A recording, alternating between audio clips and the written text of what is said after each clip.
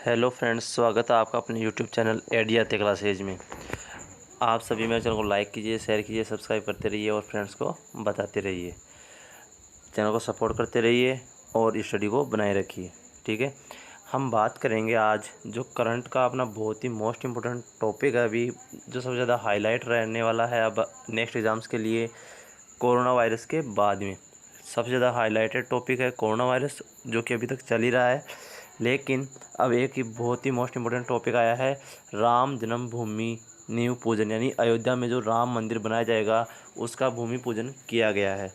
तो राम जन्मभूमि पूजन किया गया है 5 अगस्त 2020 को।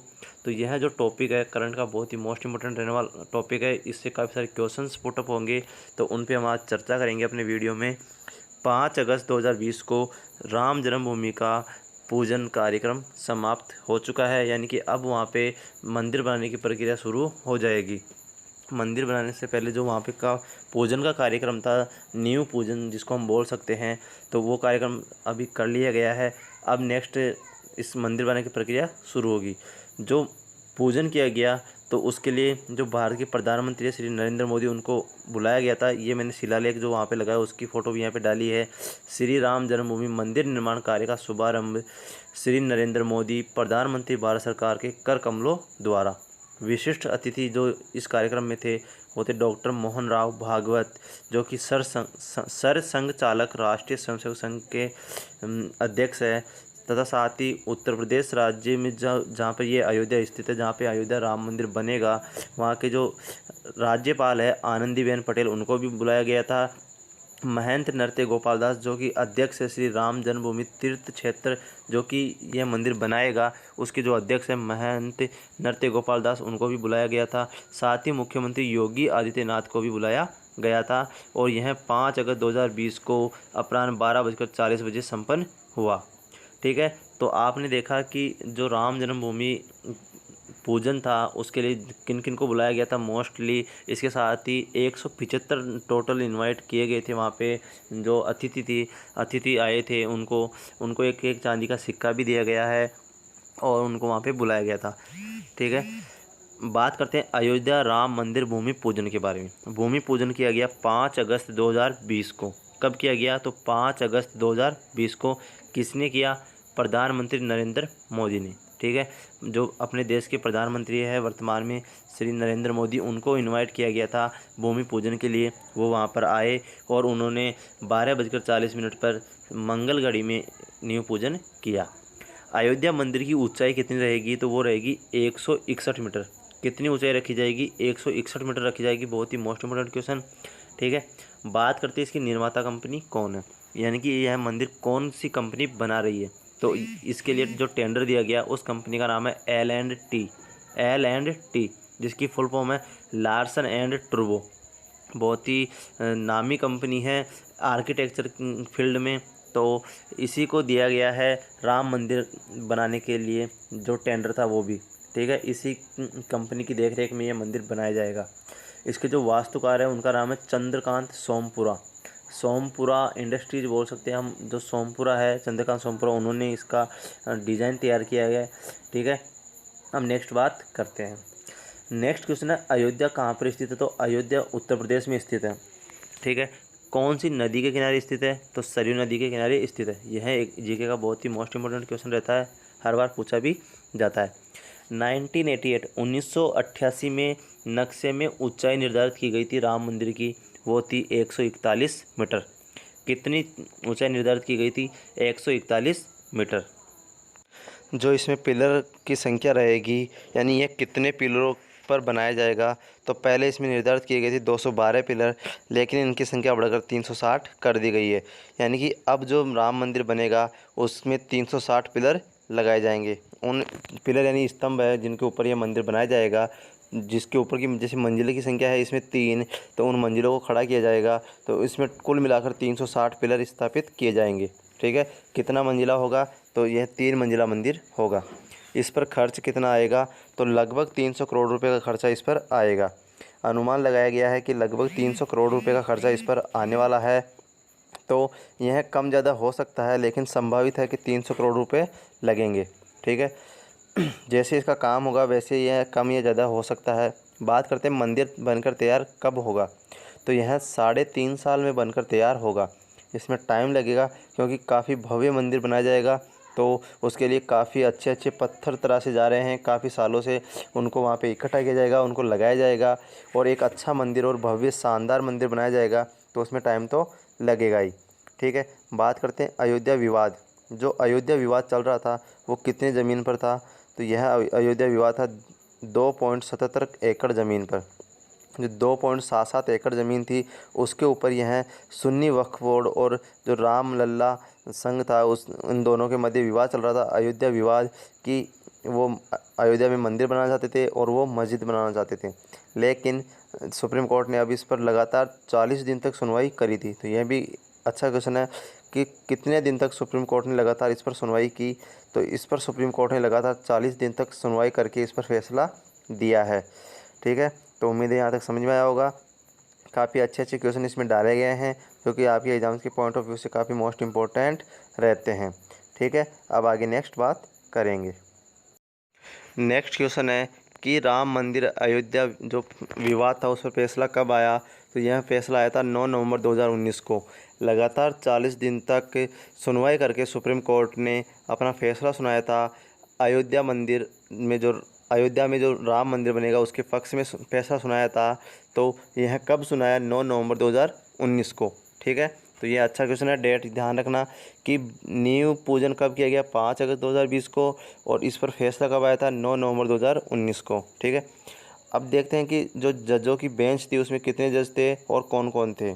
तो जो यह फैसला सुनाने वाली बेंच थी उसमें 5 जजों को शामिल किया गया था। और वो 5 जज कौन कौन थे, तो जो यह बेंच बनाई गई थी इस पर सुनवाई के लिए उसके अध्यक्ष नियुक्त किए गए थे रंजन गोगोई। उन्हीं के अध्यक्षता में एक समिति बनाई गई थी जिसने कि इसकी सुनवाई करी। तो रंजन गोगोई की अध्यक्षता में सुनवाई की गई थी। ठीक है, रंजन गोगोई, DY चंद्रचूड़, SA बोबडे, अशोक भूषण, अब्दुल नज़ीर, 5 इसमें मुख्य न्यायाधीश रखे गए थे जो कि जिन्हें कि काफ़ी अनुभव है अपने का इसमें जो वकील या जज के रूप में उन्होंने काफ़ी सारे फैसले सुनाए हैं और काफ़ी इनको अनुभव है। तो इन्हीं को इस पर नियुक्त किया गया था कि आप इस पर निष्पक्ष सुनवाई करेंगे और अपना फैसला सुनाएंगे। तो अध्यक्षता करी थी रंजन गोगोई ने और इसमें DY चंद्रचूड़ थे, SA बोबडे थे जो कि वर्तमान में मुख्य न्यायाधीश है सुप्रीम कोर्ट के, अशोक भूषण को शामिल किया गया था, अब्दुल नज़ीर को शामिल किया गया था। तो ये 5 नाम आपको ध्यान रखना है। इनमें से कोई भी 3 नाम दे देगा और चौथा नाम अलग से डाल के पूछ सकता है कि निम्न में से कौन अयोध्या विवाद पर फैसला सुनाने वाले बेंच में शामिल नहीं था। तो इनमें से 3 नाम तो इनमें से होंगे और चौथा कुछ भी डाल सकता है। तो आपको वहाँ से ध्यान रखना है कि कौन कौन था और कौन कौन नहीं था। फैसला राम जन्मभूमि न्यास के पक्ष में आया, तो ये भी पूछ सकता है कि फैसला किसके पक्ष में आया, तो राम जन्मभूमि न्यास के पक्ष में। इसका जो विपक्ष में कौन था या जो अपना अधिकार जता रहा था बाबरी मस्जिद बोर्ड था, तो उसका नाम था सुन्नी वक्फ बोर्ड। ठीक है, अयोध्या का प्राचीन नाम क्या है, तो अयोध्या का प्राचीन नाम फैजाबाद रखा गया था जिसको कि बाद में बदलकर अयोध्या कर दिया गया था। ठीक है, अब बात करते हैं नेक्स्ट क्वेश्चन के बारे में कि राम जन्मभूमि न्यास पक्ष के में जो फैसला आया था उसको तो ज़मीन दे दी गई कि आप वहाँ पे राम मंदिर बना सकते हैं, लेकिन मस्जिद बनाने के लिए भी मुसलमान जो वर्ग था उनको भी ज़मीन दी गई थी। तो उनको कितनी ज़मीन दी गई, वो ज़मीन है 5 एकड़ ज़मीन। कितनी ज़मीन दी गई है, 5 एकड़ ज़मीन दी गई है। ठीक है, मस्जिद का नाम क्या था, तो बाबरी मस्जिद था, जिसके बारे में आपको सभी को पता ही है। बाबरी मस्जिद 1528 में बनाई गई थी। बहुत ही अच्छा क्वेश्चन है कि बाबरी मस्जिद कब बनाई गई थी, 1528 ईस्वी में बाबरी मस्जिद का निर्माण किया गया था। बाबरी मस्जिद बनाई किसने थी, तो बाबरी मस्जिद बनाने वाला जो अपने भारत में बाहर से एक आक्रमणकारी का आया था जिसका नाम था बाबर। उसने मुग़ल वंश की स्थापना करते हुए भारत में आक्रमण किया और यहाँ पे उसके जो एक सेनापति थे मीर बक्की, उन्होंने बाबरी मस्जिद का निर्माण करवाया था। ठीक है, तो यह 1526 में भारत आया था और उसके बाद में उसने युद्ध करते हुए यहाँ पे काफ़ी सारा धन लूटा और यहाँ पे अपना अधिकार जमाया। उसी के साथ में उसने यहाँ पे बाबरी मस्जिद का निर्माण भी करवाया था। और बाबरी मस्जिद बनवाने वाला जो सेनापति था बाबर का, उसका नाम था मीर बक्की। तो आपसे पूछ सकता है कि बाबरी मस्जिद बनाने वाला बाबर का सेनापति कौन था? तो आपका आंसर होना चाहिए मीर बक्की। बाबर की मृत्यु कब हुई? यह भी अच्छा क्वेश्चन है। बाबर की मृत्यु हुई थी 1530 ईस्वी में। कब हुई थी? 1530 ईस्वी में हुई थी। और इसने मेवाड़ जो राजस्थान में है वहाँ पर वहाँ के शासक सांगा के साथ युद्ध किया था, खानवा का युद्ध। ठीक है, 1527 ईस्वी में किया था। और इसने 1526 ईस्वी में पानीपत का युद्ध किया था। ठीक है, उसके बाद में यह घाघरा का युद्ध करते हुए 1530 ईस्वी में फिर इसकी मृत्यु हो जाती है। तो बाबर की मृत्यु हुई थी 1530 ईस्वी में। इसकी मृत्यु के बाद में इसका उत्तराधिकारी हुआ जो उसका पुत्र था हुमायूं। बाबर का पुत्र हुमायूं था जो कि फिर भारत में इसका उत्तराधिकारी नियुक्त होता है और फिर यह यहाँ पे शासन करता है। ठीक है, तो बाबर के पुत्र का नाम पूछे तो वहाँ पे आपका आंसर होना चाहिए हुमायूं था। बाबरी मस्जिद कब गिराई गई थी और उस समय भारत के प्रधानमंत्री कौन थे? यह भी अच्छा क्वेश्चन है, तो इस पर बात करते हैं। बाबरी मस्जिद 6 दिसंबर 1992 को गिराई गई थी। कब गिराई गई थी?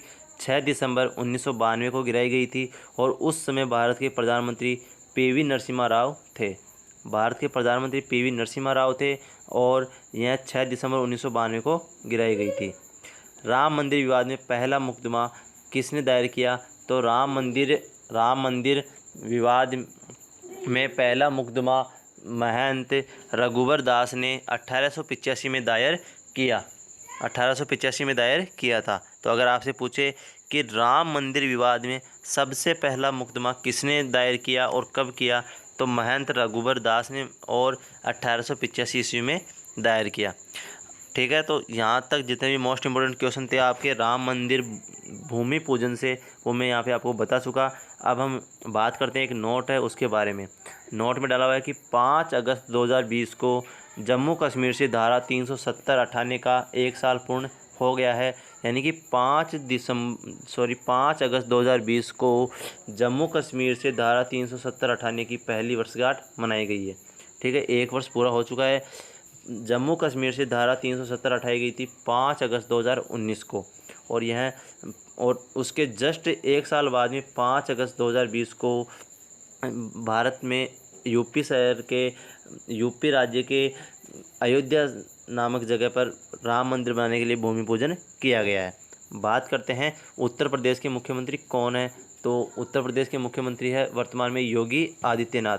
ठीक है, और उत्तर प्रदेश के राज्यपाल कौन है? आनंदीबेन पटेल। तो इनको भी दोनों को वहाँ पे इनवाइट किया गया था कि आप आइए राम जन्मभूमि नींव पूजन के कार्यक्रम में। ठीक है, तो वहाँ पे योगी आदित्यनाथ भी आए थे जो कि सीएम है उत्तर प्रदेश के, और वहाँ के जो गवर्नर है राज्यपाल उत्तर प्रदेश के आनंदीबेन पटेल, वो भी पहुँचे थे। और आनंदीबेन पटेल वर्तमान में एमपी का कार्यभार भी संभाल रहे हैं गवर्नर के रूप में, क्योंकि वहाँ के जो गवर्नर थे लालजी टंडन, उनका निधन हो चुका है। आकस्मिक तौर पर उनका निधन हो गया था, तो उसके बाद में इनको कार्यभार दिया गया है। ठीक है फ्रेंड्स, उम्मीद है आपको पूरा टॉपिक अच्छे से समझ में आया होगा। इसके बारे में जितनी भी जानकारी होनी चाहिए थी वो मैं आपको बता चुका हूँ। तो आप पूरे वीडियो को देखिए और इसके बारे में पूरी जानकारी इकट्ठा कर लीजिए। थैंक यू फ्रेंड्स, वीडियो को शेयर कीजिए, लाइक कीजिए, फ्रेंड्स को बताते रहिए। Thank you.